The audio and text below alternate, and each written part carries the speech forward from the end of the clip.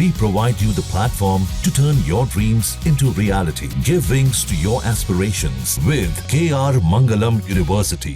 नमस्कार, news nation देख रहे हैं आप। आपके साथ मैं हूं अमृता गर्ग। ऑपरेशन सिंदूर का नतीजा पाकिस्तान ने ऐसा भुगता है कि उसकी 3 सेना तबाही की कागार पर है। अब दूसरी तरफ पाकिस्तानी नेवी को कवर फायर देने की साजिश चीन भी कर रहा है, लेकिन इंडियन नेवी ने इसका भी इंतजाम करना शुरू कर दिया है और भारत की निगाहें तीसरे एयरक्राफ्ट कैरियर पर जा टिकी हैं। माना जा रहा है कि भारत का तीसरा एयरक्राफ्ट कैरियर दुनिया के सबसे ताकतवर एयरक्राफ्ट कैरियर की तर्ज पर तैयार होने वाला है। आप भी देखिए।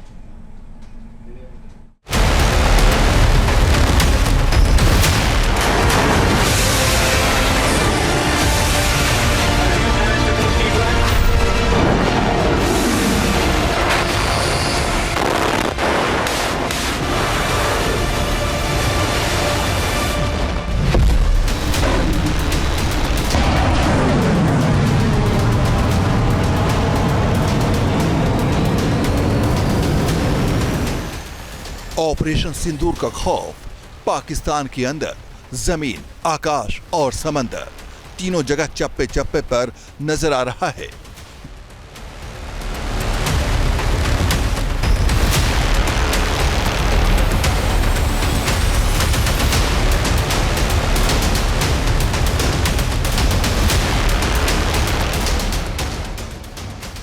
भारतीय सेना एलओसी के पास पाकिस्तान को मिट्टी में मिला रही है।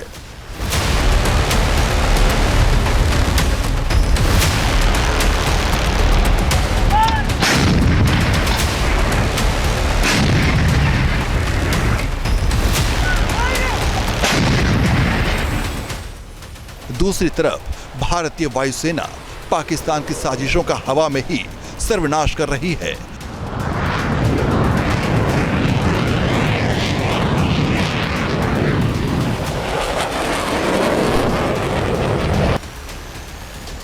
और समंदर के रास्ते पाकिस्तानी भारतीय नौसेना ने दबोच रखा है।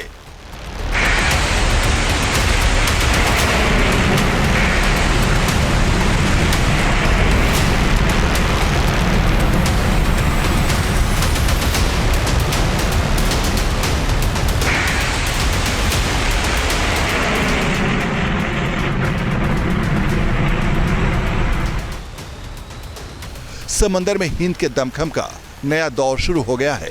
ऑपरेशन सिंदूर ने पाकिस्तानी नेवी के ज़हन में एक ही रात के दायरे में 1965 और 1971 का खौफ फिर से पैदा कर दिया है।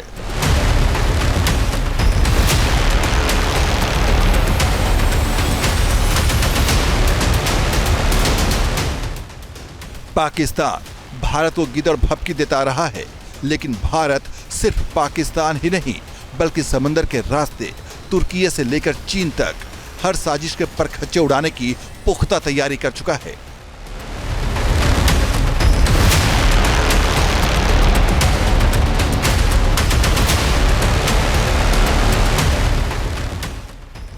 ग्लोबल फायर पावर के मुताबिक इंडियन नेवी दुनिया की 10 सबसे ताकतवर नौसेना में से एक है।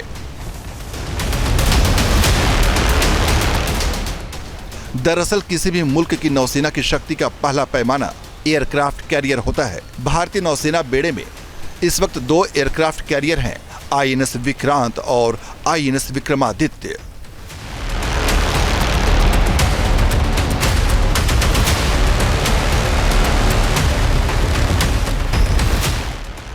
और अब तैयारी है एक और नए विनाशक एयरक्राफ्ट कैरियर बनाने की। भारत ने आईएनएस विक्रांत को फिर से समंदर में उतारकर एयरक्राफ्ट कैरियर के निर्माण की दक्षता दिखा दी है। अब बारी है एक कदम आगे बढ़ने की। भारत का अगला एयरक्राफ्ट कैरियर कैसा होगा, इसके मसौदे पर मंथन चल रहा है, लेकिन जिस तर्ज पर इसके बनने की संभावना है वो है इस वक्त दुनिया का सबसे शक्तिशाली अमेरिकी एयरक्राफ्ट कैरियर गिराल्ड R4।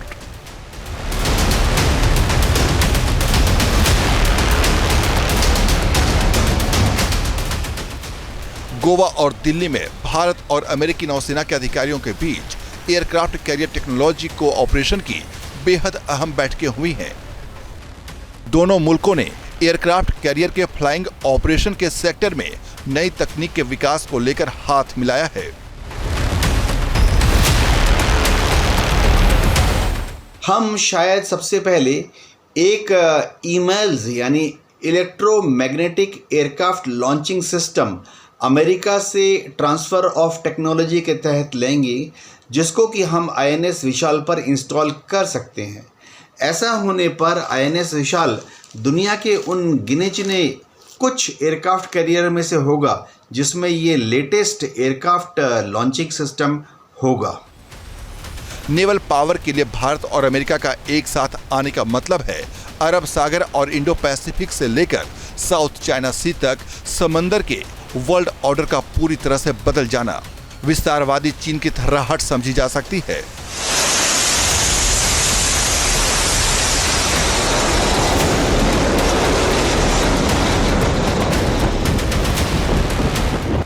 दरअसल भारत विक्रांत साइज के नए एयरक्राफ्ट कैरियर को जल्द से जल्द बेड़े में शामिल करने की मंशा बना रहा है।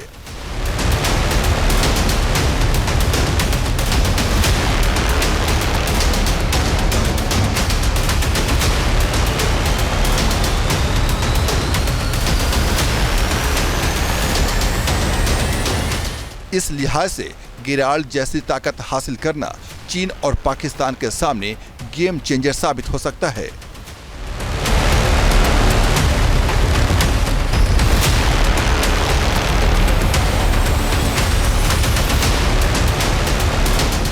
इंडियन नेवी में करीबन 132 शिप्स और सबमरीन हैं। आस्ते आस्ते 2030 तक इनको बढ़ाकर 150 शिप्स एंड सबमरीन करने का विचार है। इसी तरह से 2035 तक इंडियन नेवी में 175 शिप्स एंड सबमरीन हो जाएंगी और भारत सरकार का ये प्लान है कि 2040 तक हमारी नेवी के पास कम से कम 200 शिप्स एंड सबमरीन होने चाहिए।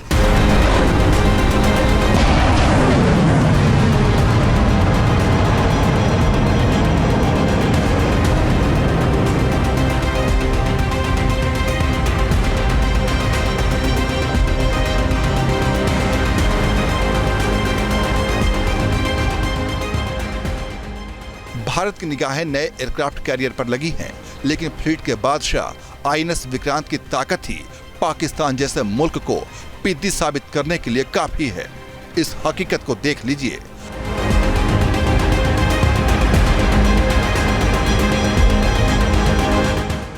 INS विक्रांत के नए वर्जन की कमीशनिंग 3 साल पहले 2022 में हुई थी।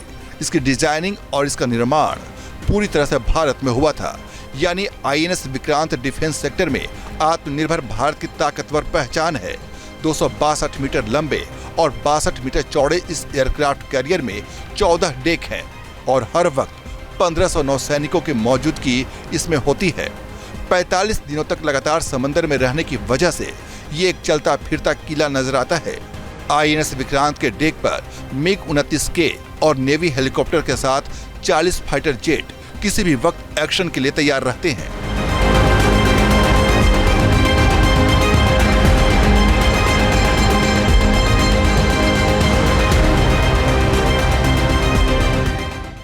INS विक्रांत की वजह से समंदर में भारत को हर वक्त हवाई ताकत का एहसास होता रहता है। ये एयरक्राफ्ट कैरियर किस कदर मारक है, इसका भी जायजा ले लीजिए।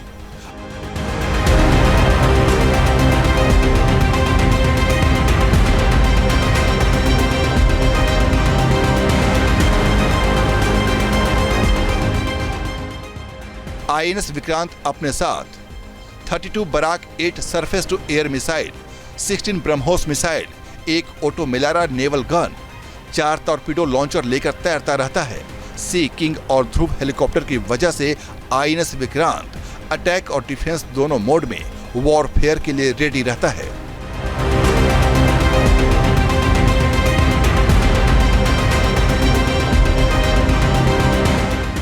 ऑपरेशन सिंदूर को अंजाम तक पहुंचाने के ठीक पहले भारतीय नौसेना ने अरब सागर फायरिंग ड्रिल की थी। इस दौरान इंडियन नेवी ने long range antiship BrahMos missile को दागकर जंगी तैयारियों की ताकत दिखाई थी।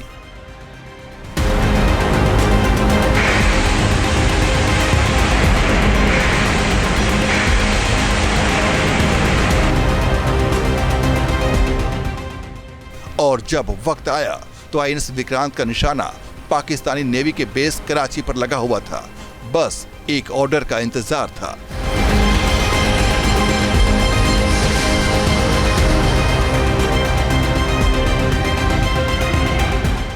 कराची को हमले की जद में लेने के लिए आईएनएस विक्रांत के साथ ही 36 वॉरशिप, 7 डिस्ट्रॉयर और सबमरीन वॉर रेडी कर दिए गए थे।